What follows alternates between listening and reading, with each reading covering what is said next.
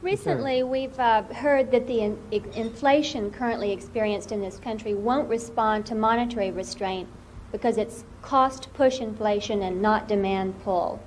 What response would you have to that analysis, if any? It's another example of the people who produce the inflation trying to find scapegoats for their own deficiencies. Of course the inflation will respond to monetary restraint. There is no such thing as cost-push inflation, except in the form of the delayed effect of monetary inflation. If you have a monetary inflation that starts to push up prices, it tends to hit retail and wholesale prices first, the prices you and I pay. It's only later that it works its way through costs.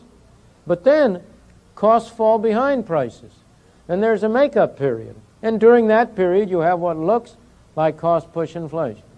But there has never been an inflation in history that didn't respond to monetary restraint.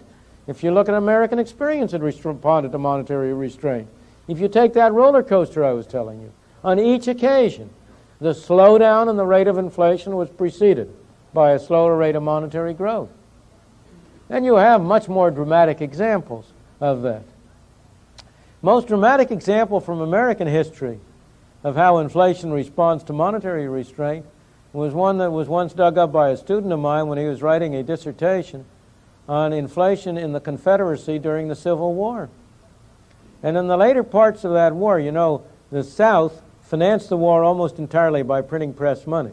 And the rate of inflation during the Civil War in the South, I don't know, got up to something like 4 or 5% a month or more. But at one point in the later part of the war, the Northern Army overran the place in the South where they were printing money. And for 2 weeks, the printing presses couldn't operate. And lo and behold, within 2 weeks, the inflation stopped. And you've got many, many examples like that. So that what you can say to people is they're kidding themselves. Yes, sir.